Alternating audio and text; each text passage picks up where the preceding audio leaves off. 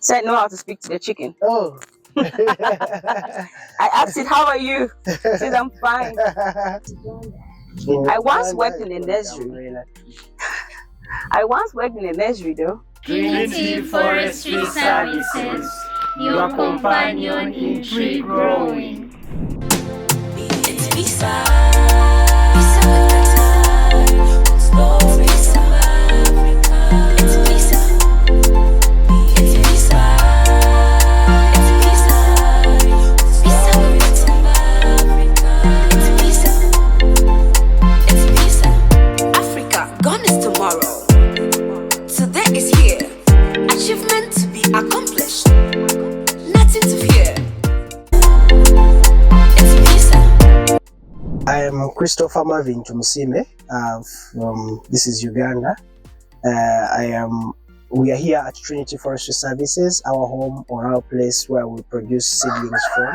So we have established a tree nursery that produces indigenous trees, natural trees that have been natural in the forest. And so we are producing them from here to put them available for people on the market and also to distribute them to the people out there. Yeah. So as Christopher, of course, as a vision bearer, got a vision, and I was inspired to start something in environment, and so had to team up with, of course, other people like Brenda, and so we had to start up this entire thing. So we looked at what inspired us mostly was that indigenous species or indigenous trees were being destroyed in the forest, and we had a lot of degradation, and their restoration was very less. So where even people were restoring the forest, they were instead restoring exotic breeds or exotic trees for timber, basically. So we looked at that need of having, because if you could ask around that I need seedlings, maybe of Myzopsis, maybe of Terminalia and so on, it wasn't easy to find them because nurseries were not producing them because the market wasn't there. So we're driven by that, and so had to take an action in a climate action solution. And so we realized that we had to put a need. We had to put something that was needed, that was necessary for people. And so we are encouraging restoration in those trees, of course, for either economic value or social value, environmental value, ecological value, and so on. But having them produced and people can be able to access them and acquire them. So that's where the inspiration comes from. Wow, what an inspiration. B.ISA fellows, welcome to that inspiring episode on the B.ISA platform. And this is your girl Betty Osaibonsu here, where passion, values, and environment comes to life. The entire day we've been traveling, taking videos. And today, and this moment, we are here with one of the representatives of the Trinity Forestry Services. They're doing an amazing work. We want to hear more from them. Oh my God, we want to hear more from them. You know, this is where passion, values, and environment comes to life, right? Just stay tuned and let's hear more. So let's hear from you. What really inspired you? Did you have a childhood dream that you just thought about and you woke up the next morning and you started doing this? Yeah, so my background comes from an urban area. I grew up from an urban area in Kampala, in Kamocha, and it's very urban even up to now. And so I realized, and even my primary schools were in an urban area. So I realized that we had a lot of problems, especially with our environment, with the climate and so on. Even up to now, even when I used to come from school and go back home, I would realize that there was a lot of heat, there was a lot of noise, there was... In other words, the trees were also reducing and there were few and so on. Of course, but with prioritizing on infrastructure and others. So with that background, it drove me that if I'm taking an action in climate change, if I'm taking an action in environment, what action should I take? So I realized that I would start from zero, because the start of everything is from a seedling. A start of a forest comes from a seed to become a seedling and to grow it. So that's where. Wow, the start of a forest began with a seedling. You know, I once lived in a very hot area, very rural area, where when I just come out from the house, I feel so hot. And when I was young, I never knew that trees were the reason until I grew up. and having people who are just concentrated in grooming seedlings and restoring forestry. You know that when you even restore forestry, there's also implementation of biodiversity. You know, a lot of animals love trees, right? So let's hear more from you. In this journey, have there been a lot of challenges you've encountered? How have you overcome those challenges? Yes, of course, there have been very many challenges, because right from the start, when we were just starting, taking a decision and saying, let's get into it, that was in 2020, beginning of that year. So as we had just begun, we got into the COVID pandemic, the coronavirus thing and everything, just 2 months after we had started. Everyone went home. You know, so and you know, you're just starting something, you don't have any other source of income, you have to put it in place. Movement was difficult. You know, this whole place was still a bush. In other words, it was very disorganized and so on. So there were a lot of challenges, especially in financial constraints, even sticking to your vision, to the dream, where everyone says, hey, you're running mad, why are you getting into this? This is taking you nowhere, you know? And also looking at yourself and saying, now we're into the pandemic, what should I do? Where will I get something to eat? Should I look now for a job? Who's going to give me a job, you know? So what did you do? How did you survive the pandemic? Of course, it's being determined and remaining focused, to run, to drive, to chase the vision, to chase the ball. But you know that Uganda is a place where there's a lot of trees already, as compared to other countries. How are people patronizing this particular, should I say, a job? And how do you get income? Okay. Yeah, so in Uganda, we have very many trees in the look. But according to what we require, if we had started cutting down a tree, if everyone at home, they were cutting a tree, I don't think they would cut it for a month. They would have finished everything. So we have less and we need to add more. And actually, where we had formerly more, they have gone away, they've reduced, and so we need to restore. Now, people were not embracing the issue of restoring or planting trees if we were telling them that you are planting your trees but you will not touch them, or you are planting your trees but you will not use them, you know. So we had to design our model into a way that you are planting the trees which are going to benefit economically from them. Of course, they will contribute socially, they will contribute environmentally, but still, as an individual who has planted and managed these trees, you will be able to earn from them at the end of it in a sustainable way, of course. So the process, it's a process, a gradual process of where people are getting to adopt. Well, they get it to that, yes, we have to plant trees which shall get money. But again, now you tell them you have to plant indigenous trees, which will take more years to grow, you know. That's also still a challenge that we still have, because the process is very, very gradual. But of course, slowly people are getting to embrace them by looking at the value of what they get, what they contribute to the environment and socially, you know. And so it's still a process. We are still, of course, into the journey, and slowly people are getting to it. Okay, so how many people do you employ here? Yeah, so here currently we permanently employ 11 people 11, at the nursery. But of course, we have other restoration activities or planting activities that we do where we casually employ other people. Of course, numbers keep on varying. Sometimes we have 10 youth, 20 and so on. Okay, so when you're doing the restoration events, do you bring the community to join you in doing it? Yes, we employ the community. We don't just bring them to work. How do you employ them? So we employ them from the work that we're doing. Because for running, we seek for these individuals who want to restore. And because we design a model in an economic aspect, of course, so you have to put in and then you get out. So we pay these people. It's of course a small fee, of course, but we pay them, and so they look at it as an employment opportunity, but also look at it as an action they are doing in their community. Wow! So it means that at the end of the day, you are paid to grow trees. Yes. Because that will bring me to the question of how do you get a source of income? Because I don't know how many sell pots or one of these tree nursery. So you're telling me that is how you're able to generate the money to do the restoration events. Yeah, so our major source of income is from the seedlings that we produce and sell. Wow. What we have done is that we've business. Subsidized the price. That's the unique part of it. Where a seedling is sold, let's say for $1, we sell it at $0.50. Okay. But of course, that money that we sell, we have calculated it, and the costs of input or the cost of production, of course, are there. And then we have a small profit that comes out. And from that profit that comes out is what we reuse to reinvest into registration activities, some of them that we do as community activities. For example, we do community tree plantings with the communities, but that's from the revenue that we've generated, and have a small portion that we get, and we reuse it into that. So how much you sell this bag? So now, like this one is sold at $0.50. Wow. Yeah. So this is at $0.50. Now each species has different prices.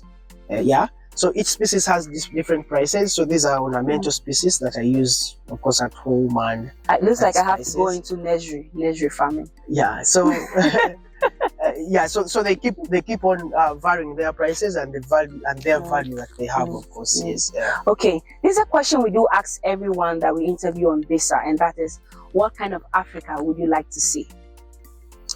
So I would see an Africa that is, I would say, its economy, the African economy would be a green economy, because there is money that we can make from eco-friendly activities. For example, like nursery, we're operating the business, we are getting money from the business. Even the one who's planting the tree is also going to get money from that, you know. The one who will also use the wood will also get value from that, you know. So I am looking at an Africa where we would treasure back into our the natural things that we have, or things that will protect our environment to be sustainable, so that we can still, even the next generations that are coming, can find it safe and clean for them. Yeah. Wow, you know that everyone we interview on B.ISA, when we ask them what kind of Africa they want to see, it's always tied to the work they do. And that is so fascinating, because that's what I've observed during the course of time. But now one last question for you would be,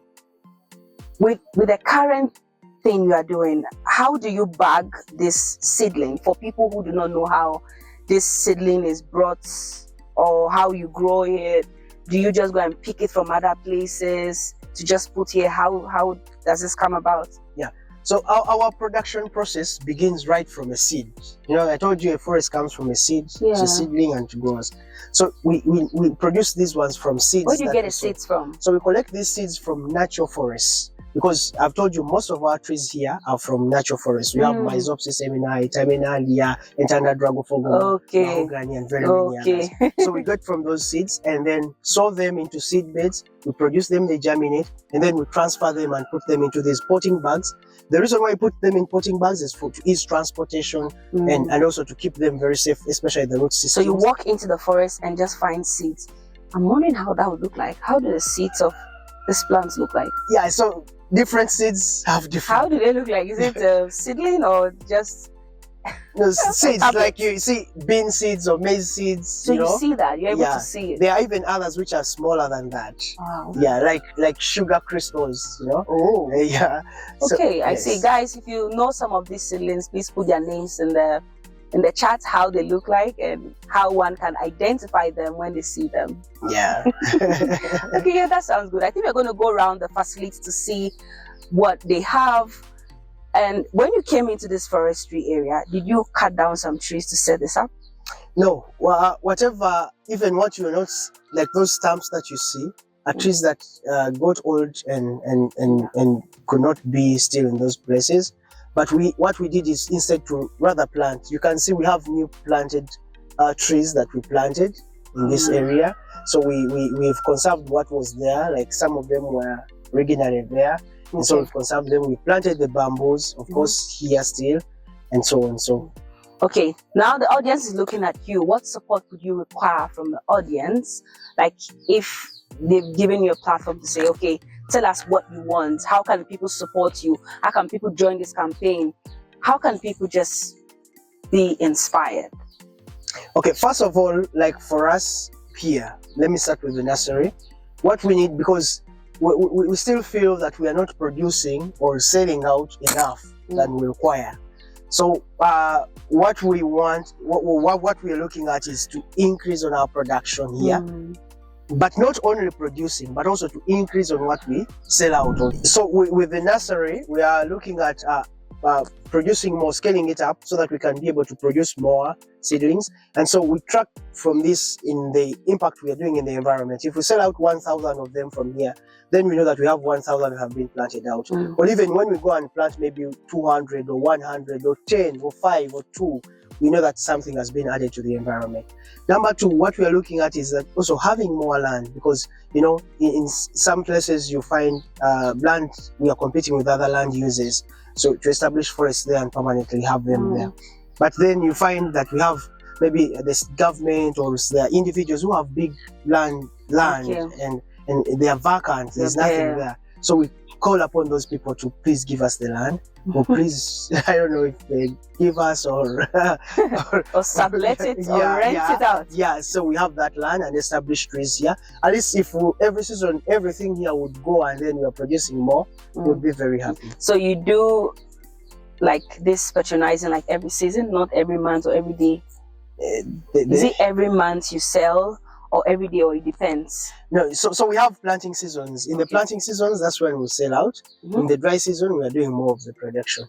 But our system here is sustainable. That's why you see we have young ones, we have those ones which are grown and like that. So we keep on producing. In other words, here it's a day-to-day activity, daily activity. Wow. So every day we are the nursery producing. So which people are your major customers that come to take some of these seedlings? Majorly, we've had individuals who are investing into forestry.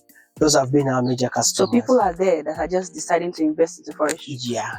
Oh wow, I didn't know this. Did you know this? Have a look. There are those bamboos, there are these seedlings. Okay. We have seedlings that side. We have the shade nets where we produce from. There, that side we have seed beds where we sow the seeds. There's a lot you can. Yeah, so here these are so this is the pots. So these are humid chambers. We call them humidity chambers where we produce from. So we cover them and then that's when we are propagating and then they shoot out and then we open. You can see some of these ones that have just been opened from the humid chambers. Yeah, so that's the production process, how it goes. So then after removing them from here, then they're taken outside where we sow. And so that's the bamboo environment you see around us that we want it to be inside the forest. So when you enter in the forest and then in between you have a forest and surrounded still by bamboos. What has been your greatest achievement from this work? My greatest achievement, first of all, was acquiring the land. Okay. Was it for free? No, bought it. You bought it? Wow. Yeah, so that's a great achievement. But I've also still other portions, but also survive also, because my job now pays me, and it pays, of course, other people, and then also pays me as an individual. So I'm able to also afford my personal life and earn from it. So yeah. So he's the forest manager. He's in charge of our forests that we restore. And so he handles those projects, the activities that happen there, the people that are there, because like I told you, we have permanent people here, but there's always work that's going on. Even right now, we have work in Mubende, we have work in Tiana, we have work in Gulu, we have work in Kitugum. So they have very different sites that are active, where restoration happens already, where planting happens already. Okay, I think the final word, I've said final like 3 times now. That's because I'm enjoying the conversation. The final word now would be, what should community learn from you? You started this thing on your own, if I'm right. You employed people to join you and you are having a future that you want to get to. Why should people get inspired? How should they get inspired? And if they are listening to you now, what should they do to also create impact in their own community, like you are creating impact in your community? Yeah, what people should learn from us or from me is that when you're chasing a dream, you have to remain on it and keep pushing it, even whatever comes. As long as you look at your vision, set your vision, and then move it, you'll surely reach there, But usually when we feel weak on the way, even when others discourage you, you keep going. So what future would you want to see with your work? How does the future look? My future, I think I would want this whole world to know we are producing millions of trees here and yeah. So would you want to scale to other parts of the region? You want to employ more people?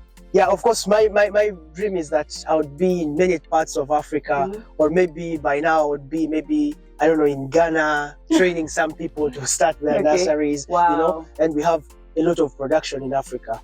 Even in Europe, they would be exporting our trees to plant them there, despite their weather conditions. Oh, yeah, that's that's where I'm looking That's at. quite an ambition. Dear B.ISA fellows, you just heard from him. We're speaking to Trinity Forestry Services. It's not easy to say this. I have to say it very slowly. You just watch this very inspiring story. It's intriguing to see someone start from the bottom, from a seed. He created forest. You're going to see some of this forestry. Stay tuned and don't forget to subscribe to all our social media channels. It's your one and only girl, B.ISA Bonsu, and then be inspired with stories from Africa. I hope you are inspired, because we are. Stay tuned and don't forget to subscribe to all our social media channels. It's displayed on the screen, and don't forget to press that notification bell to receive updates when they come by. It's B.ISA.